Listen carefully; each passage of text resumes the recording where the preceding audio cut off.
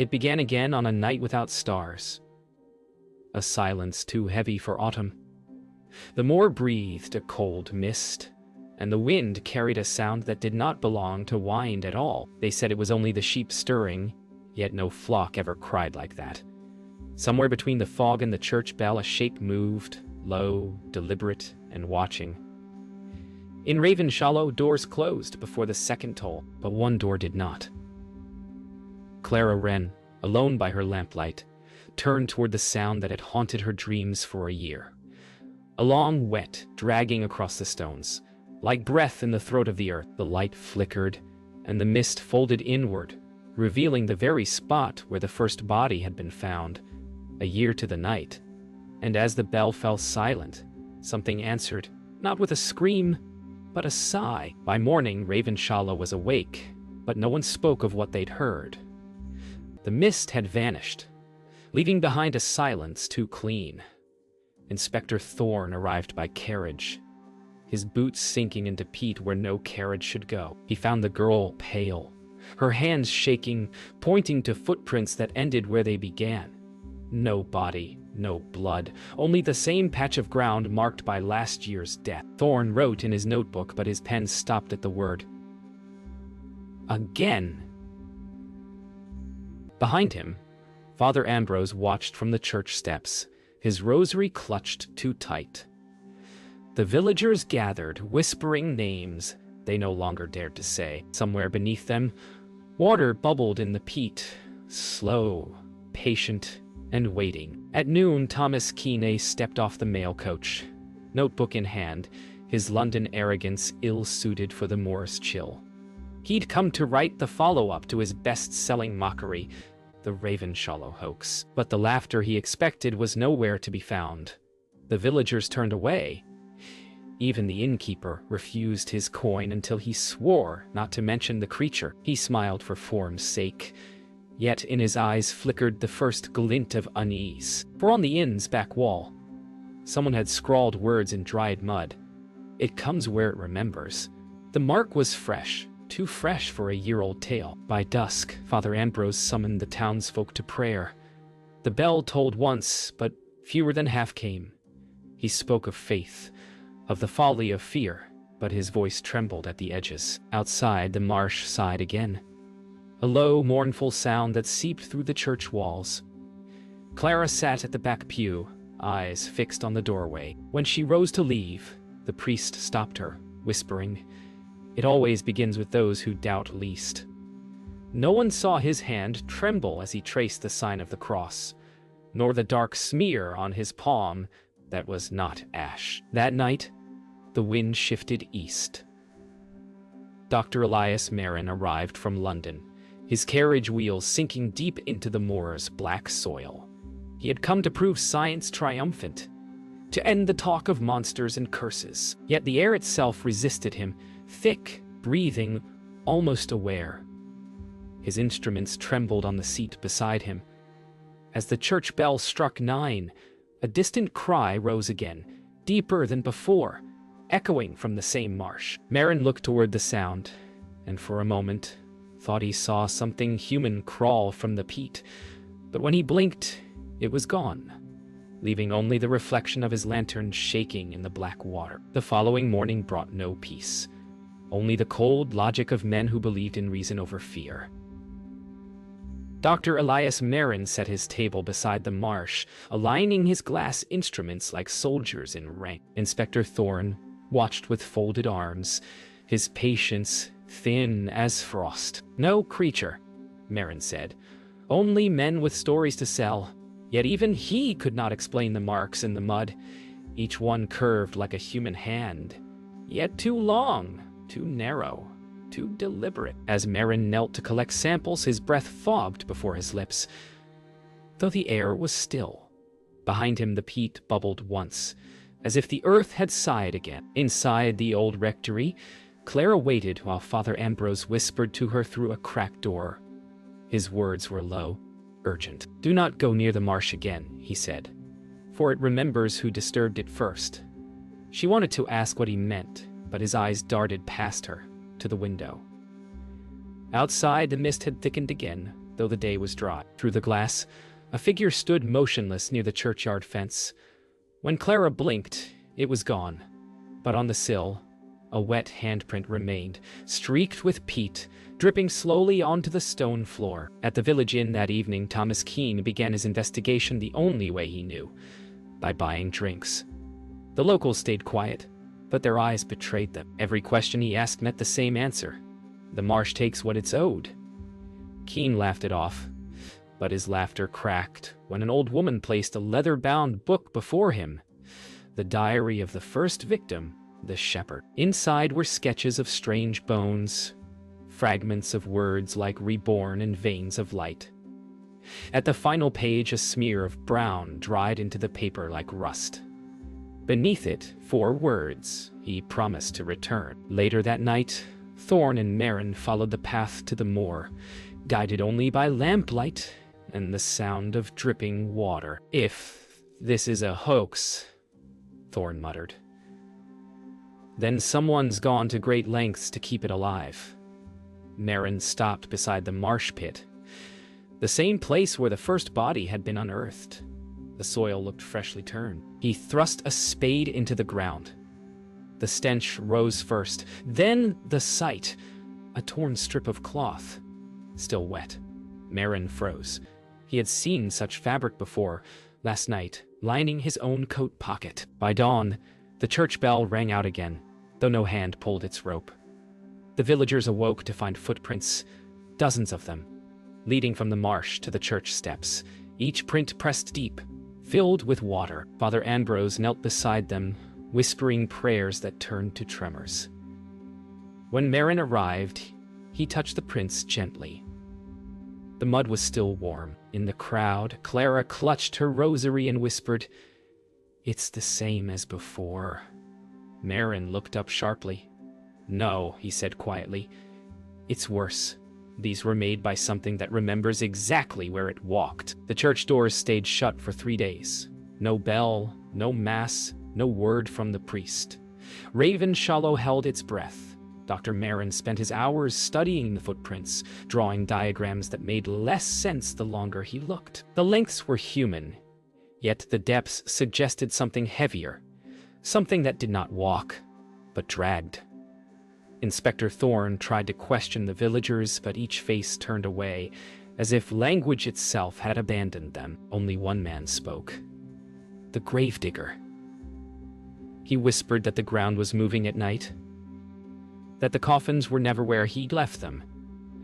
When asked how he knew, he only said, "Because the names keep changing." Inside the inn, Thomas Keene read the shepherd's diary again. Each line grew stranger. Drawings of human spines, notes about light inside the flesh, prayers crossed out and rewritten as formulas. Clara entered quietly, clutching her shawl. "He said he saw something alive under the water," she whispered. Keene looked up, the laughter long gone from his face. "Alive?" he asked. "Or awake?" Outside, thunder rolled, though no storm had formed. The lamp flickered once, then twice. On the diary's final page, ink began to bleed as if the paper itself were remembering pain. Father Ambrose finally emerged from the rectory at dusk, his cassock torn, face pale. He carried with him a sealed wooden box wrapped in cloth. At the church altar, he placed it down and began to pray aloud. Not the words of scripture, but something older. Merrin and Thorne entered mid-chant. "Father," Thorne said, "what's in the box?" Ambrose did not look up. The last piece of the first man who tried to rise. When Merrin reached forward, Ambrose's hand shot out, too fast for his age. "If you open it," he said, voice breaking, "it will hear you." Night fell heavy again. Clara returned to her small cottage, unable to sleep. From her window, she saw movement beyond the churchyard wall. A shape hunched, almost crawling, dragging one arm as though broken. She froze, heart hammering. Then the creature lifted its head. Not beast, not man. The features seemed almost familiar, as though carved from memory itself. Her lamp shattered against the floor, and when she looked again, the figure had vanished. Yet the mist it left behind pressed against the glass from outside, as though breathing against her window pane. By morning, the air smelled of iron. Merrin and Thorn returned to the marsh to find it torn open, wide, wet trenches carved by unseen hands. The wooden box lay empty beside a hollow pit. Thorn cursed under his breath. Merrin knelt, touching the earth. It was warm again, pulsing faintly, as if breathing from below. Whatever was buried here, he murmured, was never dead. From the fog, the church bell began to ring, though every man who might have pulled it was standing there, staring in silence. Dr. Merrin spent the day in the rectory, poring through Father Ambrose's private journals. The handwriting shifted between scripture and equations, faith and madness. Words like reanimation, divine spark, and vessel of return circled the margins. In one passage, a confession. The body rose, but the soul refused. Merrin's hands trembled as he realized the creature wasn't summoned. It was May. From the window, he saw Ambrose kneeling in the churchyard, staring into the open graves. The priest's lips moved silently, but the sound that drifted back was not prayer. It was the sound of something answering him. In the village hall, Thorn confronted the townsfolk. "Who helped him?" he shouted, slamming his notebook shut. No one spoke, but eyes darted toward the far corner where the old gravedigger stood. "He said it was mercy," the man whispered. The priest wanted to prove the soul could be called back. Thorn's jaw tightened. And the body? The old man stared at his boots. It came back hungry. Outside, the fog rolled against the windows, thick as breath, and the floorboards beneath them gave a low, hollow creak, as if something walked below the planks. At dusk, Clara found Thomas Keene near the marsh, his closed, damp eyes wild. He'd followed footprints leading straight into the water. "It's not just a creature," he said breathlessly. "It's part of them, the ones who buried it." In his trembling hand lay a torn photograph. Ambrose and 3 other men, standing proudly before the old abbey ruins. Clara touched the image and felt something cold seep into her fingertips. The air hummed faintly, like a chord struck in the mist. "Where did you get this?" she asked. "From the mud," he whispered, as if it wanted to be found. Merrin and Thorn made their way to the abbey at nightfall, lanterns trembling in the wind. The air stank of iron and wet stone. Inside, beneath fallen arches, they found a circle etched into the floor, part scripture, part geometry. Jars of preserved organs lined the walls, floating in murky fluid. "He tried to fuse soul and flesh," Merrin murmured. Thorn raised his revolver instinctively. A whisper drifted through the dark. Not words, but the sound of lungs drawing their first breath. One of the jars trembled, the liquid rippling outward. Then, a single eye opened within it. They returned to the village before dawn, both pale, both silent. Merrin confronted Father Ambrose at the altar. "You made it," he said softly. "You gave it life." The priest's shoulders sagged. "No," he whispered. "I only gave it a name." The church trembled. Dust fell from the rafters. "And what name was that?" Merrin demanded. Ambrose looked toward the stained glass window where the rising sun cast red light like blood across the floor.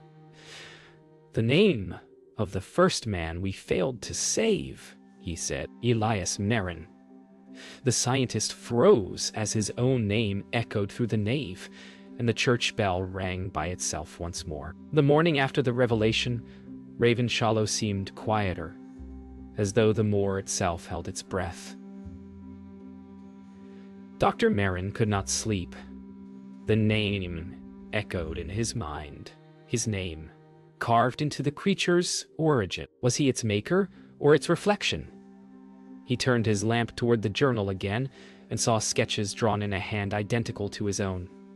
The ink was dry, but the words still wet. Outside, Thorn shouted for him to come quickly. When Merrin stepped into the light, he saw the church door ajar and Father Ambrose hanging from the bell rope, His eyes opened to the dawn. Beneath him, a message scrawled in blood.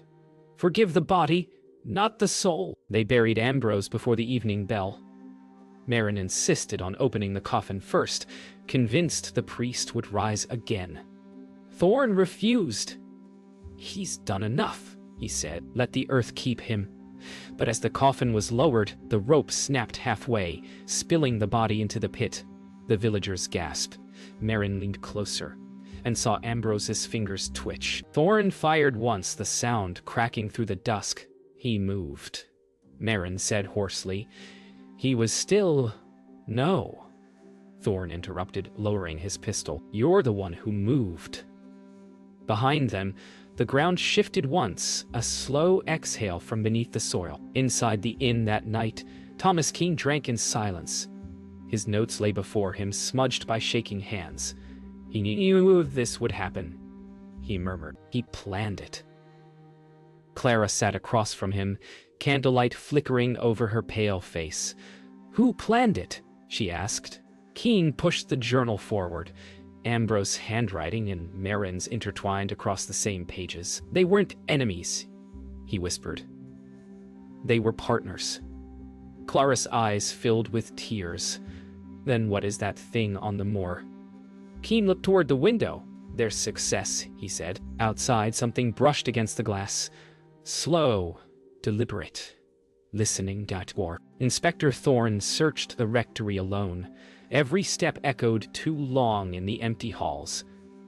On the desk, he found sealed letters addressed to Merrin, dated a year before the first death. "If I fail, you must finish the work," one read.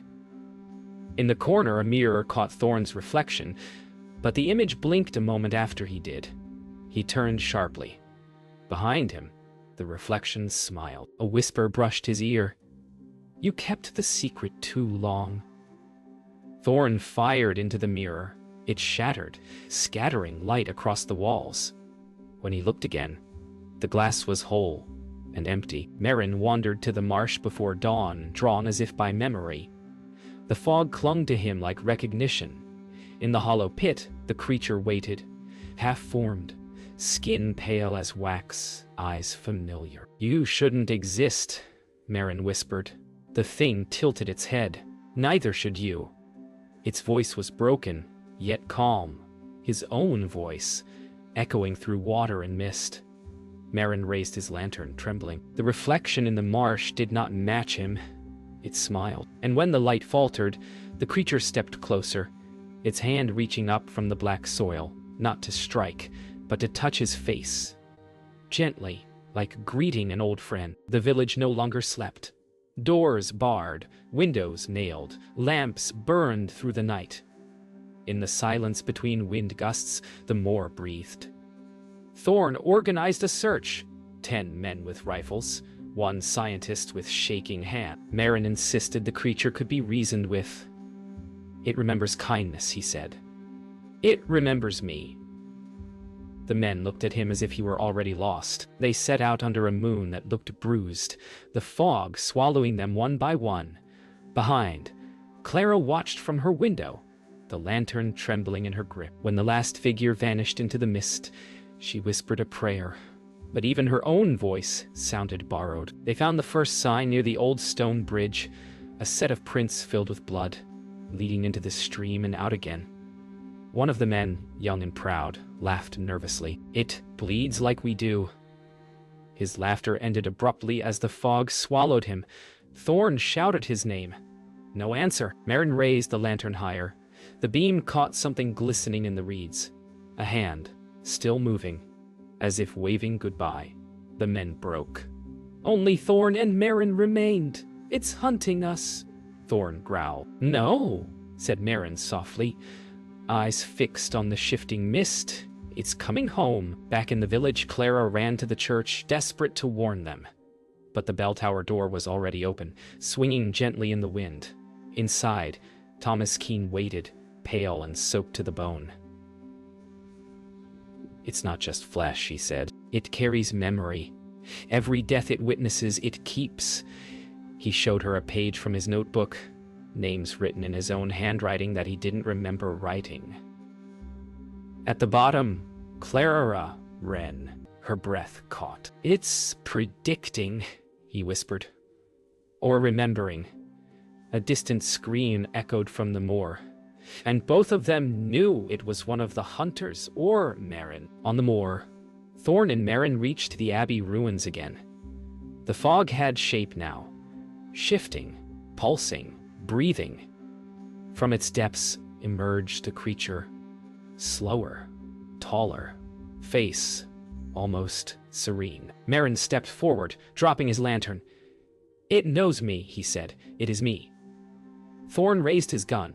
"Then forgive yourself quickly." The creature extended its hand toward Merrin. The ground quaked.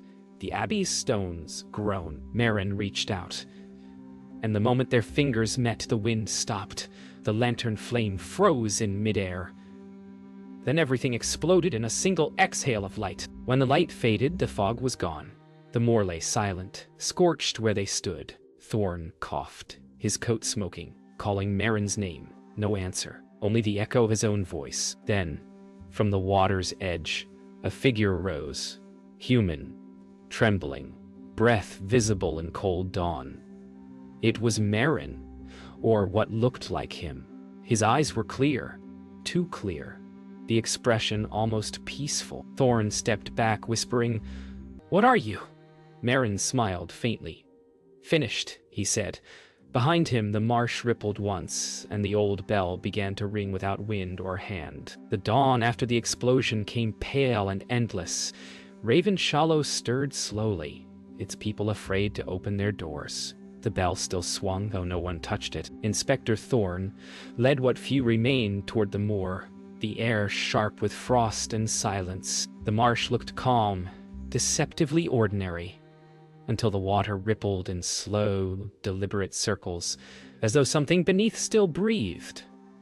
On the far bank stood Merrin, motionless. His coat clung wet to his frame, his eyes distant, emptied of fear. "It's done," he said when Thorn approached. But the earth beneath them shuddered in answer, as if disagreeing. Back in the church, Clara knelt before the altar, whispering prayers she no longer believed. Her rosary beads snapped one by one, scattering like teeth across the stone floor. The light through the stained glass flickered, red, then white, then gone entirely. She looked up and saw that the glass had cracked outward, as if from pressure inside. From the fracture seeped thin trails of mist. They curled like fingers toward her face. Then came the sound. Low, steady breathing, close enough to feel. "You don't need to be afraid," it said, in Merrin's voice. "It remembers you too." Thomas Keene stumbled into the abbey ruins at dusk, his journal clutched tight. His ink had run dry, yet the pages filled themselves, words appearing as he turned each leaf. "The truth is beneath," they read. He dropped the book in terror. The floor trembled, stones shifted, revealing a hollow chamber below. Inside lay bones, dozens of them, all marked with the same scar along the jaw. The same as Merrin's. "He wasn't the first," Keene whispered. "He was the last attempt." The bones rattled faintly, then fell still, as though exhaling one final time. The marsh began to drain at sunset. Water drew back, exposing layers of black soil and forgotten relics, rosaries, fragments of glass, torn coats. Merrin stood at the edge watching. "It's undoing itself," he said softly. Thorn raised his eyes to the horizon, where fog thickened into a single human silhouette. It was Ambrose, or what was left of him, walking slowly across the exposed ground. Each step left no mark. Merrin whispered, "It's not coming for me." The shape lifted its head, hollow-eyed, mouth open in silence, and began walking toward the village instead. By nightfall, Raven Shallow burned. The mist had ignited, not flame, but light, spreading from the marsh to the church, from the church to the sky. Merrin stood in the square, his shadow stretching impossibly long. "It's finished," Thorn said, voice trembling. Merrin looked up, eyes shining with calm. "No," he answered. "It's beginning." As the light engulfed them, faces appeared within it, Claris, Ambrosis, the shepherds, all looking outward, all remembering. When the light vanished, the moor was silent again. Only the wind remained, carrying a single whisper through the reeds. Every expert said it was a hoax, until it came back.